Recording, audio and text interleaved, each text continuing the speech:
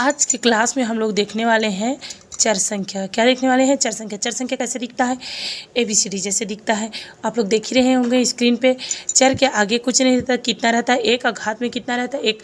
चाहे A से लेकर के पूरा Z तक चर क्यों ना है। जैसे इसमें ध्यान से देखिए, जैसे इस चर के आगे कुछ नहीं है तो कितना है? एक, घात में कितना है? एक। चर के आगे कुछ नहीं, एक, घात में एक। यहाँ तक तो आप लोगों को समझ में आ ही गया होगा। तो यहाँ पर ध्यान से देखिए, चर के आगे क्या रहता है? गिनती, ऊपर में रहता है घात।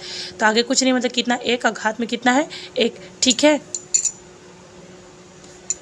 चर के जोड़ने घटाने के कितने नियम हैं? तो दो, बस दो ही नियम है। अगर याद कर लोगे आप लोग तो आप लोगों को चर संख्या का जोड़ना घटाना का नियम परमानेंट याद हो जाएगा। सबसे पहले यहाँ पर ध्यान से देखें तो A से Z तक को तो चर संख्या कहते हैं, ये तो पता चल ही गया होगा, पिछले मैं बता ही चुकी हूँ मैं अभी।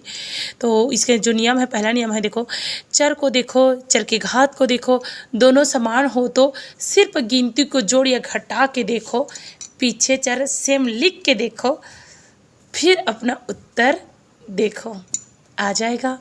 ठीक, यहाँ पर देखो, ये देखो चर और चर के घात दोनों ही समान हैं, तो बस 3 और 2 कितने हो गए?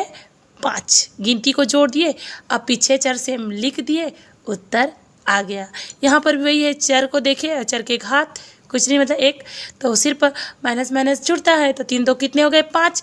पीछे चर से लिख के देखो, उत्तर आ जाएगा।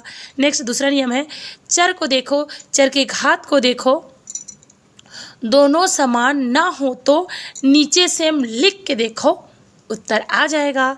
यहाँ पर ध्यान से देखो, ये 3x है धन 5x माइनस 3x, ये दोनों तो सेम है, लेकिन इसका जोड़ी नहीं है, ये तो सेम नहीं है, इसके जैसा और नहीं है, तो सेम लिख देंगे इसको, 3x का 3x स्क्वायर, और ये दोनों सेम होने की वजह से दोनों जुड़ जाएगा, घट जाएगा, क्योंकि दोनों अलग अलग चिन्ह है तो दोनों आपस में घटेगा।